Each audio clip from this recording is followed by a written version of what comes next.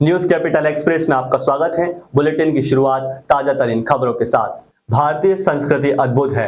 जिन खतरों की आज विश्व चर्चा कर रहा है, उन खतरों की तरफ पहले से ही ध्यान हमारे संतों का और ऋषियों का गया। हमें कहा गया है कि एक ही चेतना सभी में है। मनुष्य मात्र में एक चेतना इसलिए कहते हैं कि सिया राम मैं सब जग जानी, करहूं प्रणाम जोर जुग पानी। ये चेतना केवल मनुष्यों में नहीं, हमारी संस्कृति में कहा गया है कि प्राणियों में भी वही चेतना है। गौ माता की पूजा करो, उनमें 33 करोड़ देवताओं का वास है। 10 अवतारों में से 3 अवतार पशु के रूप में हुए हैं। चौथा नरसिंह अवतार आदि मनुष्य के रूप में, आदि पशु के रूप में। उनकी भी हमने पूजा की। हमारे देवताओं के जितने वाहन हैं, उनके बारे में वर्णन करने की आवश्यकता नहीं है। दुर्गा मैया सिंह की सवारी करती हैं, भगवान शिव नंदी पर विराजित होते हैं। गणेश जी का वाहन मूषक है, तो कार्तिकेय मोर की सवारी करते हैं। इसके पीछे ये अर्थ है कि इनमें भी वही चेतना है। आज दुनिया पौधारोपण की बात कर रही है। कृष्ण जी ने वर्षों पहले कहा था, गोवर्धन की पूजा करो। ये संदेश पेड़ पर्वत बचाने के लिए था।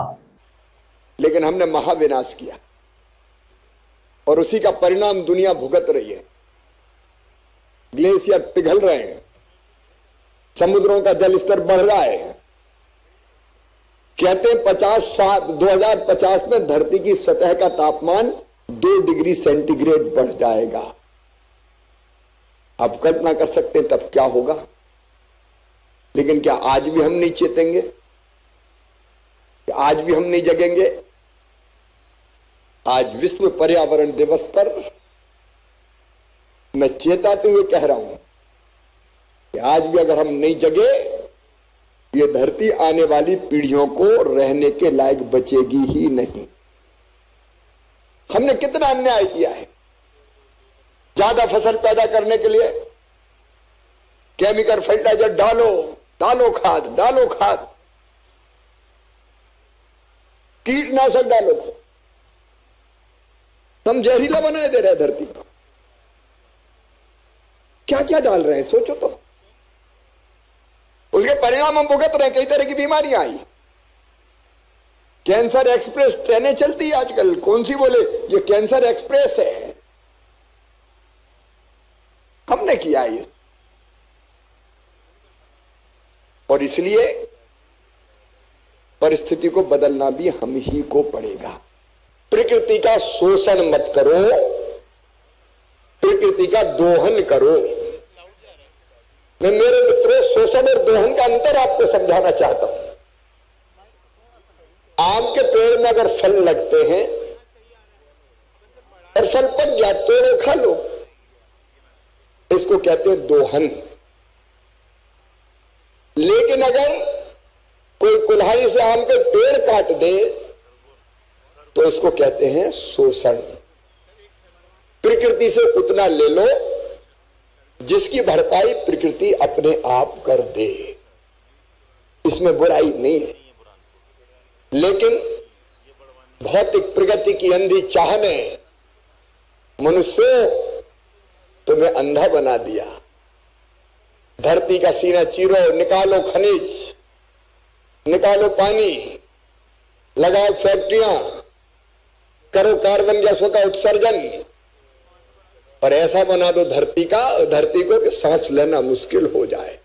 पानी की एक एक बूंद कीमती है। अनावश्यक व्यर्थ क्यों करें? अब आजकल फैशन हो गया बोतल वाला पानी, 2 घूंट पिया बोतल फेंक। लाइफ स्टाइल बदलिए जी। हम पानी बचा सकते हैं। सिंगल यूज प्लास्टिक प्रधानमंत्री जी कब से कह रहे हैं। क्या प्लास्टिक के खतरे हम नहीं जानते? क्या हम ये संकल्प नहीं ले सकते कि सिंगल यूज प्लास्टिक का उपयोग नहीं करेंगे, उसकी जगह कपड़े के थैले का उपयोग करेंगे? एक बार नहीं, कई बार उपयोग करो ना थैले। प्लास्टिक तो रोज फेंकना पड़ता है। अब तो पुलिस आए और नगर निगम रोके, इसकी जरूरत क्यों होनी चाहिए? छोटी छोटी आदतों में अगर परिवर्तन कर लें तो हम धरती मां की कितनी बड़ी सेवा कर सकते हैं। मैं बिजली की बात करूं, कितनी जरूरत है और कितनी जलाते हैं। आप तो जागरूक हैं। थर्मल पावर प्लांट कितना प्रदूषण फैलाते हैं बताने की आवश्यकता नहीं है। मैंने आदत डाली है, इसलिए मैं आपसे कह रहा हूं। मैं जब नहाता हूं, मैं दिन में कभी भी बाथरूम का स्विच ऑन करते नहीं हूं। जरूरत नहीं तो काहे को बिजली जलाओ, जगमगाने के लिए थोड़ी जलाओ। और मेरी अगर घर पे कहा सुनी होती है काम करने वालों से, तो इसी पे होती कि बिजली कैसे जल रही। मैं सच कह रहा हूं। और मैंने आदत बनाई कि स्विच ऑफ करो, स्विच ऑफ करो, फालतू बिजली क्यों जले जी। क्या हम बिजली बचा सकते हैं? पंडित धीरेन्द्र कृष्ण शास्त्री के खिलाफ कलचुरी समाज ने प्रदर्शन तेज कर दिया है। कलचुरी समाज ने कथावाचक पंडित धीरेन्द्र कृष्ण शास्त्री पर अपने भगवान के अपमान का आरोप लगाया है। हयवंश के आराध्य देव भगवान राज राजेश्वर सहस्त्रार्जुन माने जाते हैं। समाज का कहना है कि अभद्र, अपमानजनक, धार्मिक भावना भड़काने वाले कथन पर बागेश्वर धाम सरकार के खिलाफ आपराधिक मामला दर्ज किया जाए। इसके लिए समाज के लोगों ने राजधानी भोपाल में मोर्चा खोल दिया है। कलचुरी समाज के लोगों ने राजधानी भोपाल में वाहन रैली के माध्यम से विरोध प्रदर्शन किया। वाहन रैली में दर्जन भर वाहनों ने भाग लिया। कलचुरी महासभा के वरिष्ठ उपाध्यक्ष डॉक्टर एलन मालवी ने बताया कि अगर शास्त्री ने सहस्त्र बाबूजी पर दिए टिप्पणी पर माफी नहीं मांगी तो उन पर एफआईआर दर्ज कराई जाएगी और उन्हें जेल की हवा खिलाई जाएगी। म्यूजिक ऐसे देवता है जिनके स्वर्ण मात्र से धूप दूर हो जाता है। भगवान के को स्वर्ण करने से जोड़ दिया हुआ, जिसमें विभिन्न समाज आते हैं। भगवान सहस्रबाहु को कलचुरी दलाल समाज के साथ मानने वाले ताम्रकार समाज, बुनकर समाज और सोमवंशी समाज आदि भी हैं, जो कि पूरे हिंदुस्तान के कोने कोने में फैले हैं। भगवान सहस्रबाहु को मानने वाले केवल हिंदुस्तान में नहीं बल्कि हिंदुस्तान के बाद पश्चिमी पाकिस्तान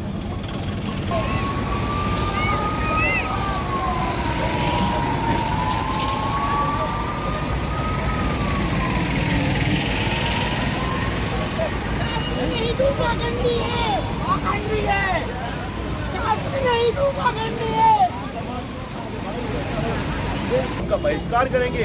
और मैं अपने समाज के जितने नेतागण पदों पर बैठे हुए हैं, समाज अगर आपको पद विभाग जानता है तो पदों की शाखा भी जानता है। हमारे समाज का एक भी नेता राजा भगवान राम दरबार उषा के महाराज ने कहा है किया, दुराचार्य बोले, अत्याचार्य बोला, बलात्कार्य बोल दिया। यहाँ तक आप उस विषय में हम लोग रैली निकाल रहे हैं। यहाँ ये रैली कहाँ से कहाँ मांग रहे हैं या माफी मांगे वो, माफी मांगे वो कहाँ से कहाँ तक रैली है ये रैली है कि अपनी कमला पार्क तक कलचुरी भवन से। अच्छा, आपका नाम बता दीजिए, आपका नाम बता दीजिए। हमारा नाम अमर राय है।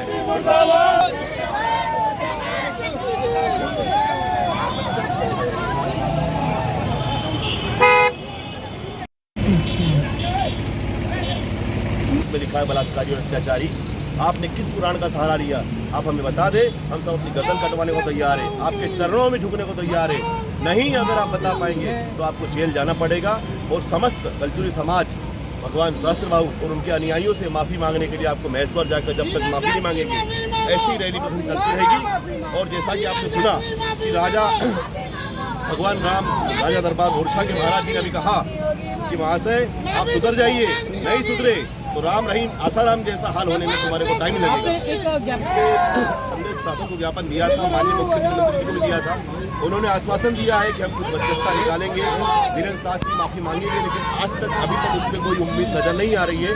कहा जा रहा है कि वो माफी मांगेंगे, पता नहीं कब मांगेंगे। जब तक माफी नहीं मांगेंगे हमारा धरना प्रदर्शन विरोध जारी रहेगा और उनके खिलाफ एफआईआर करके अगर माफी नहीं मांगते तो हम जेल जरूर भिजवाएंगे। सबको अपने अपने धर्म का पालन करने का अधिकार, कमलनाथ द्वारा धार्मिक न्यास गठन पर बोले तीखा। राहुल गांधी भाजपा के लिए सबसे बड़ा डर है, इसलिए बीजेपी हर जगह उनका नाम लेती है। लाडली बहन योजना से बड़ी योजना है नारी सम्मान योजना। प्रियंका गांधी को सभी देखना और सुनना चाहते हैं, इसलिए रोड शो और आम सभा की जाएगी। एनआई भी पुलिस ही है, वह अपना काम कर रही है, जांच में सब सामने आ जाएगा। जी सर, बीजेपी कांग्रेस और बीजेपी में इलेक्शन है इस साल और कांग्रेस भी अब सॉफ्ट हिंदुत्व की तरफ आगे बढ़ रही है। गठन किया है कमलनाथ जी ने धर्म न्यास का धर्म संगोष्ठी एक गठन किया है, धार्मिक न्यास का गठन किया है। कैसे देखते हैं आप सॉफ्ट हिंदुत्व की तरफ कांग्रेस? देखिए, इन बातों पे टिप्पणी करने का कोई मतलब नहीं है, क्योंकि हम सब हिंदू हैं। जो जिसकी जो आस्था होती है वो करता है। सभी धर्मों का हम लोग सम्मान करते हैं और कमलनाथ जी भी हर धर्म का सम्मान करते हैं, और अगर उनने कोई चीज़ का गठन किया होगा तो उसका उद्देश्य अच्छा ही होगा।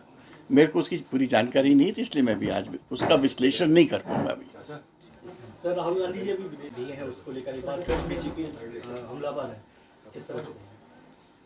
अब राहुल जी के ऊपर तो बीजेपी ऑलवेज हमलावर रहती है, क्योंकि राहुल जी उनके सबसे बड़े थ्रेट हैं। तो उनके हर शब्द का वो लोग एनालिसिस करते हैं और उसको शब्द का तोड़ मोड़ करके एक नया शब्द बना देते हैं, नया सेंटेंस बना देते हैं। तो इट ओनली शोज़ कि जब आप किसी के बातों पर रिएक्ट कर रहे हो, इट ओनली शोज़ कि वो आदमी पॉपुलर है and he matters to you. That's what जाति बात देता है, ऐसा फग्गन सिंह जी बोलते हैं हमेशा। देखिए, जब किसी के बारे में जब बहुत लोग बोलने लगते हैं ना, स्पेशली जो विपक्ष बोलने लगता है या ऑपोजिट पार्टी बोलने लगती है, इसका मतलब है वो व्यक्ति इम्पोर्टेंट है, वो मैटर करता है और उसके प्रेजेंस से उनको तकलीफ है। लाडली बहना योजना को लेकर मंत्री जी यहाँ पर आएंगे और एक बहुत बड़ा इवेंट उसे बनाया जा रहा है। सीधी सी बात है कि चुनाव है, आधी आबादी को साधने की कोशिश की जा रही है, किस तरीके से देखिए, अब क्योंकि 12 तारीख का हम लोगों ने इवेंट पहले से अनाउंस कर दिया था और उनको पता था कि महाकौशल से एक ह्यूज इलेक्शन कैंपेन लॉन्च होने वाली है, तो उन्होंने उसको प्रीएम्प्ट करने के लिए 10 तारीख को अपना कैंपेन रख लिया होगा। अब ये इलेक्शन टाइम है, इस प्रकार की बातें होंगी, हर पार्टी अपने तरीके से कैंपेन करेगी, वो भी करेंगे और हम भी करेंगे। इस योजना को लेकर कैसे कह सकते हैं, क्योंकि वो इसे बड़ा फैक्टर मान रहे हैं बीजेपी की, ये योजना बड़ा नहीं, हमारा भी तो बहुत बड़ा फैक्टर है नारी सम्मान योजना, उससे भी बड़ा फैक्टर है। तो चाहे वो अपनी चीज़ को फैक्टर समझ रहे हैं, हम अपनी चीज़ को फैक्टर मान रहे हैं, और ये तो जनता बताएगी कि कौन सा फैक्टर वर्क करता है। प्रियंका गांधी जी जबलपुर आ रही हैं और किस तरीके से देखते हैं इस दौरे को, खासकर कांग्रेस के अंदर एक बड़ा ऊर्जा का काम होगा कहीं ना कहीं अगर प्रियंका गांधी आती है, कितना बड़ा? डेफिनेटली देखिए, प्रियंका जी एक बहुत पॉपुलर फेस है, एक बहुत आर्टिकुलेट चेहरा है, और उनको लोग देखना भी चाहते हैं, सुनना भी चाहते हैं, और इसलिए कमलनाथ जी ने सोचा और कांग्रेस ने सोचा कि खाली रोड शो से काम नहीं चलेगा, उनको लोग सुनना चाहते हैं। तो इसीलिए गोल बाज़ार में एक बड़ी पब्लिक मीटिंग होगी, इसमें सब लोग प्रियंका जी के विचार सुनेंगे। कमलनाथ जी को एक लेकर एक बयान। विधानसभा नेता प्रतिपक्ष डॉक्टर गोविंद सिंह ने लोकायुक्त पर उठाए सवाल। डॉक्टर गोविंद सिंह ने महाकाल लोक पर लोकायुक्त की जांच पर उठाए सवाल। लोकायुक्त बीजेपी के इशारे पर काम कर रही है। कांग्रेस नेताओं ने भ्रष्टाचार पर पहले भी शिकायत की है, लेकिन लोकायुक्त ने कार्रवाई नहीं की। लोकायुक्त एन के गुप्ता दबाव में काम कर रही है। लोकायुक्त एन के गुप्ता महाकाल लोक में भ्रष्टाचार की जांच कर रही है, लेकिन ऐसे लोगों से क्या उम्मीद। लोकायुक्त एन के गुप्ता महाकाल जांच से दूर रखें। मुख्यमंत्री शिवराज सिंह चौहान मध्य प्रदेश का लोकायुक्त विभाग बंद करें। डॉक्टर गोविंद सिंह ने की मांग। महाकाल लोक भ्रष्टाचार की जांच के उच्च न्यायालय के न्यायाधीश के द्वारा कार्रवाई की जाए। लोगों को, कांग्रेस को लोकायुक्त से उम्मीद नहीं है। लोकायुक्त दबाव दिखावे के लिए महाकाल लोक गया। महाकाल लोक में प्रतिमा टूटने से करोड़ों हिंदुओं की श्रद्धा को ठेस पहुंची है।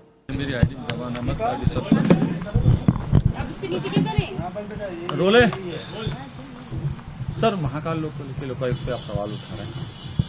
मध्य प्रदेश के लोकायुक्त माननीय श्री एन के गुप्ता जी, पूर्व न्यायाधीश उच्च न्यायालय, भारतीय जनता पार्टी के सरकार के इशारे पर काम कर रहे हैं।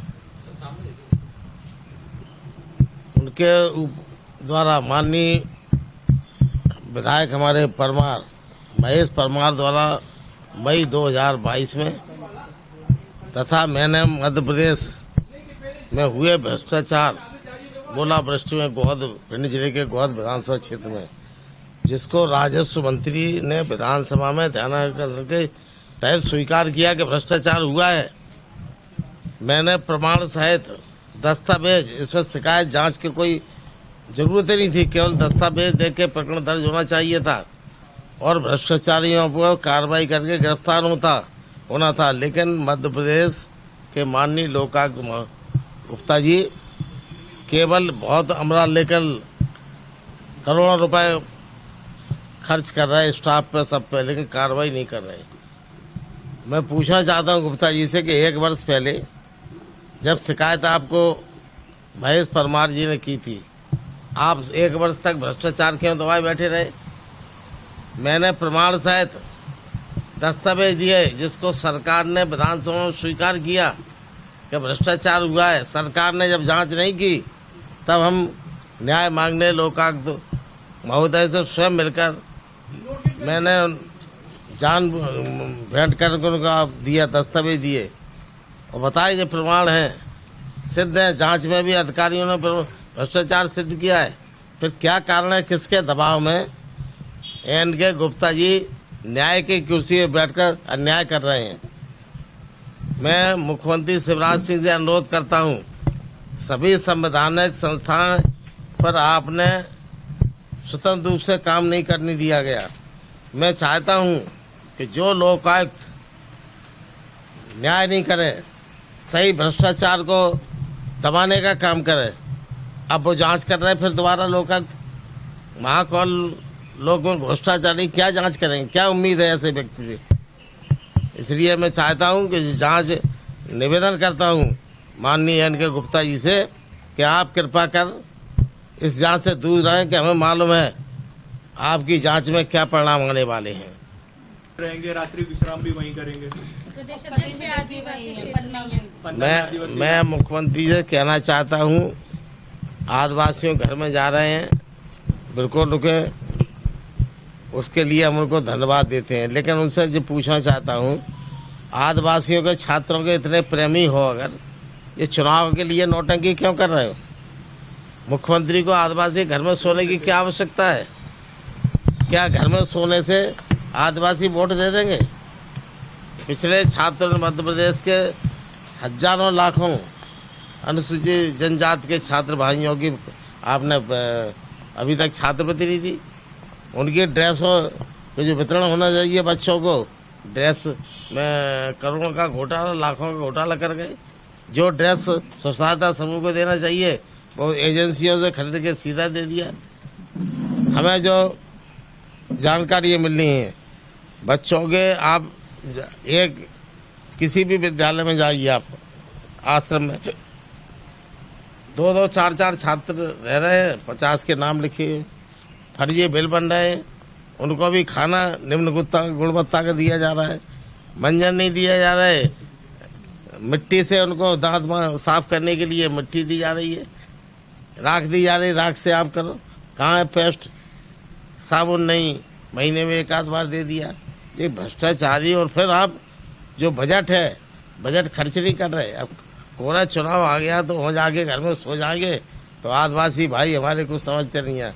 ये आपकी नौटंकी सब जानते हैं और आपको अब की बार चुनाव में ऐसा जवाब देंगे कि दोबारा कोई भी जनता का प्रतिनिधि, नेता, मुख्यमंत्री इस तरह की आदिवासियों का शोषण न कर सके।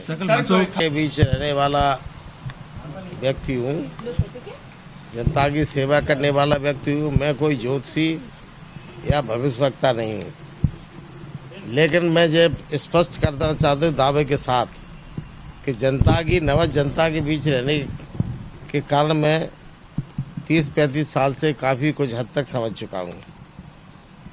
जनता का जो आज रुख है, मध्य प्रदेश की जनता, किसान, मजदूर, नौजवान, महिलाएं, छोटे दुकानदार, व्यापारी, आज सरकारी कर्मचारी, अधिकारी, गांव का किसान हाहाकार मची हुई भ्रष्टाचार से परेशान है।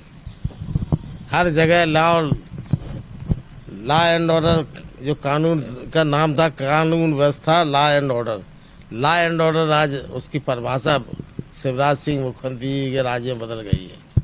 अब हो गया लाओ नोट और ले जाओ ऑर्डर, लॉ ऑर्डर। ये इसलिए ऐसी सरकार को जनता इस बार मध्य प्रदेश से पूरी तरह से हटाना चाहती है जनता के रुख को देखते हुए लगता है कि कांग्रेस पार्टी भारी बहुमत से आगामी नवंबर दिसंबर का चुनाव में ओपिनियन पोल विजय साबित होगा। विजय हासिल होगी। ओपिनियन पोल आते हैं, अधिकांश अभी कर्नाटक में आए सच निकले, तो जब हमारा खुद का ओपिनियन पोल है वो मैं घोषणा कर रहा हूँ जनता की नब्ज के आधार पर, तो भारतीय जनता पार्टी का सफाया मध्य प्रदेश से होगा। लेकिन ओपिनियन पोल का जिक्र कर रहे हैं, लेकिन कई चीजें निकलकर सामने आई, खासकर ऐसी दमोह के अंदर जिस प्रकार से कुछ चीजें उभर कर आई और दमोह के अंदर गंगा जमुना स्कूल के अंदर हिजाब को लेकर जो घटनाक्रम हुआ, हमारी बेटियों को, मासूम बच्चों को जिस प्रकार से दबाव डालकर प्रेरित किया गया, उस पर प्रशासन शासन ने कार्रवाई की है, उसकी मान्यता भी रद्द हुई है। आज मैंने देखा 2 महिला टीचर्स जो खड़े थी वह खान हो गई। यह जो प्लानिंग के तहत इस प्रकार के प्रबंधनों के द्वारा ये मात्र लव जिहाद नहीं, जिहादी साम्राज्य खड़ा करने का काम जो दमोह के सामूहिक के द्वारा हुआ है, मैंने मांग की है, जिसके अंदर इदरीश खान, जलील खान, मुश्ताक खान, इन 3 लोगों को टेरर फंडिंग से क्या संबंध है, इसकी जांच होनी चाहिए। इन्होंने जो जिहादी साम्राज्य खड़ा किया है, हजारों एकड़ जमीन इनके पास कहां से आई? इतना बड़ा संस्थान इन्होंने दमोह के अंदर जिहादी साम्राज्य खड़ा करने का अवसर कैसे मिला? कि दमोह के अंदर जिस प्रकार से कुछ चीज़ें उभर कर के आईं और उन दमोह के अंदर जो गंगा जमुना जो जिहादी गंगा जमुना जो स्कूल है, उस स्कूल के अंदर जो घटनाक्रम हुआ हिजाब को लेकर के, हमारी बेटियों को, उन मासूम बच्चों को जिस प्रकार से दबाव डाल करके प्रेरित किया गया, उस पर प्रशासन ने, शासन ने कार्रवाई की है, उसकी मान्यता भी रद्द हुई है, बाकी चीज़ें भी हुई हैं। लेकिन आज मैंने देखा कि 2 महिला टीचर्स जो खड़े थी वो खान हो गई। ये जो प्लानिंग के तहत इस प्रकार के प्रबंधनों के द्वारा ये मात्र लव जिहाद नहीं, ये जिहादी साम्राज्य खड़ा करने का काम जो उस दमोह के समूह के द्वारा हुआ है, जिसके अंदर आप अगर देखते हैं कि जो इदरीश खान और ये जो कौन कौन लोग हैं, इनके बारे में गंभीरता के साथ मैंने तो इसके बारे में मांग किया कि इदरीश खान, जलील खान और मुश्ताक खान, इन 3 लोगों का, इनका टेरर फंडिंग से क्या संबंध है? जिहादी साम्राज्य इन्होंने जो खड़ा किया है, हजारों एकड़ जमीन इनके पास कहां से आई है? इतना बड़ा संस्थान, इतने बड़े इन्होंने दुनिया खड़ी कर दी है, साम्राज्य, जिसको मैं कहता हूं कि दमोह के अंदर ये जिहादी साम्राज्य खड़ा करने का इन्हें अवसर कैसे मिला? हमारी उन बहनों को लव जिहाद में फंसाकर स्कूल प्रबंधन के द्वारा धर्मांतरित किया गया। इनके खिलाफ कड़ी से कड़ी कार्रवाई मात्र नहीं, धर्मांतरण की कार्रवाई भी होनी चाहिए। इनके खिलाफ लव जिहादी, इसके पीछे जो इनकी मानसिकता है, उसके खिलाफ कार्रवाई होनी चाहिए। इनका जो जिहादी साम्राज्य खड़ा हुआ है, इस जिहादी साम्राज्य की जांच मैं आज बड़ी गंभीरता के साथ कह रहा हूँ। टेरर फंडिंग के साथ ये लोग जुड़े हैं। घटना 2 जून 2023 के दिन के 12 बजे की है, जहां ककरवाहा सहकारी समिति के समिति प्रबंधक स्वामी प्रसाद सैन अपने घर पर थे। क्योंकि उनके हाथ पैरों में चोट थी, तो घर पर आर.के. दुबे प्रशासक, मैनेजर राजेश टैगवार, कनिष्ठ आपूर्ति अधिकारी ललित मेहरा, डीआर उपायुक्त एसपी कौशिक, तहसीलदार पीयूष दीक्षित, जितेंद्र लोधी सहायक सचिव, गेजू सैन चपरासी, इंद्रपाल सिंह लोधी सेल्समैन, उक्त सभी लोग आए और स्वामी सैन को जबरदस्ती ले जाने लगे। तो स्वामी सैन ने एवं परिवार के लोगों ने उन लोगों से विनय की कि पिताजी का स्वास्थ्य ठीक नहीं है, तो कहने लगे कि कलेक्टर साहब ने बुलाया है और जबरदस्ती गाड़ी में बिठाकर ले गए। और 1 घंटे बाद तहसीलदार पीयूष दीक्षित के ड्राइवर को फोन आवेदक के पास आया और बोला कि तुम्हारे पिताजी की तबीयत ठीक नहीं है, बड़ा गांव सामूहिक स्वास्थ्य केंद्र में है, जल्दी आओ।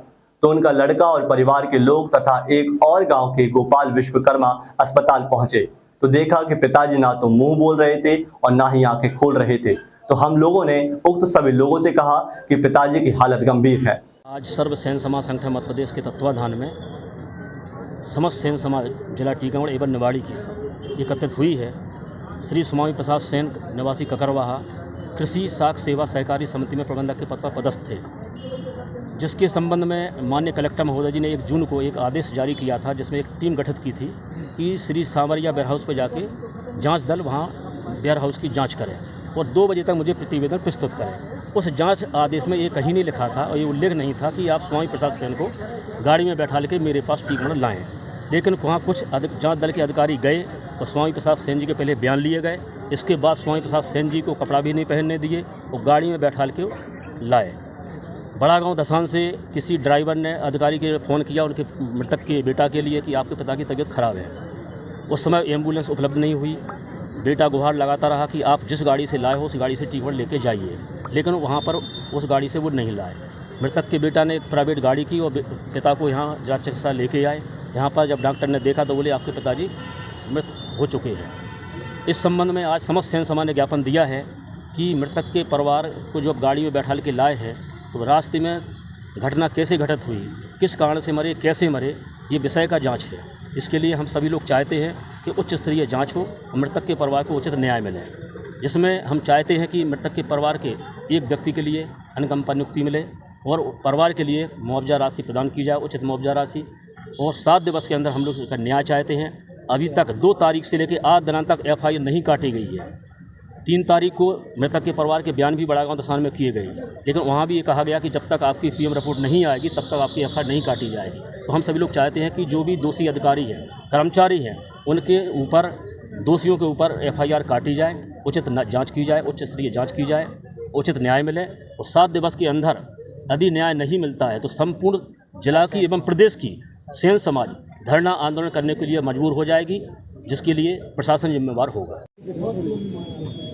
आज दोपहर आज टकरवाहा के निवासी उसी समिति के प्रबंधक स्वामी प्रसाद जी की जो रहस्यमयी मौत हुई है, संदिग्ध परिस्थितियों में मौत हुई है, उसकी जांच के लिए हम सब लोग यहाँ संपूर्ण सेन समाज एकत्रित होकर माननीय पुलिस अधीक्षक महोदय को हमने ज्ञापन सौंपा है कि इसकी निष्पक्ष जाँच होना चाहिए।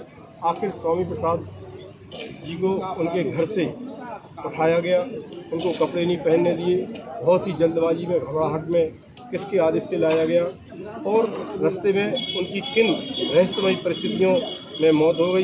ये एक गंभीर जांच का विषय है। इसकी जांच SP महोदय से कराने के लिए हम लोग यहाँ एकत्रित हुए हैं।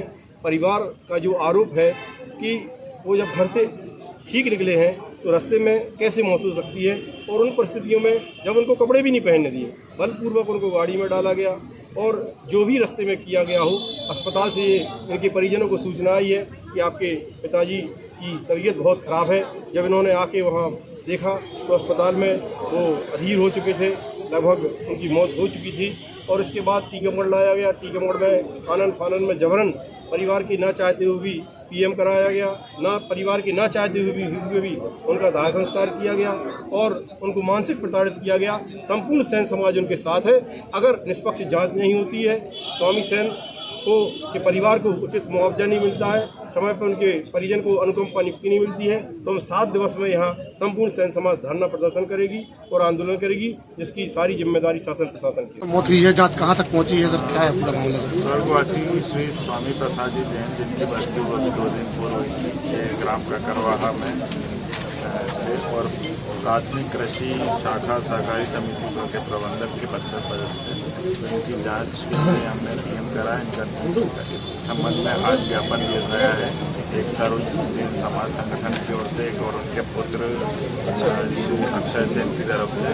तो इसकी हम निष्पक्ष जांच करा रहे हैं और जो भी उसमें दोषी आए उसके विरुद्ध कार्रवाई की जाएगी। इस संबंध में हमने एक सीनियर अधिकारी के नेतृत्व में एक SIT का गठन किया गया है, जिसका नेतृत्व हमारी SDOP मैडम सुश्री प्रिया से भी कर रही है और जो जांच में आएगा उस अनुसार निष्पक्ष कार्रवाई की। सर, मृतक के जो परिजन है उन्होंने आरोप लगाया कि कर्मचारी जो अधिकारी हैं उनको बचाने का काम किया जा रहा है। कहीं ना कहीं अभी तक FIR भी उन लोग पीड़ित परिवार को नहीं मिली है, क्या कारण है?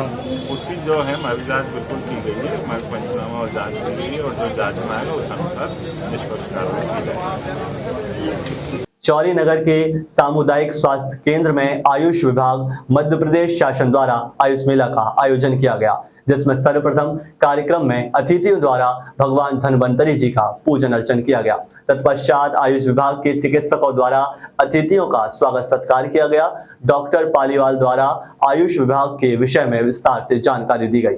सेंट्रल गवर्नमेंट सरकार एवं प्रदेश सरकार द्वारा आम जनमानस को निःशुल्क उपचार एवं औषधि उपलब्ध कराई जा रही है।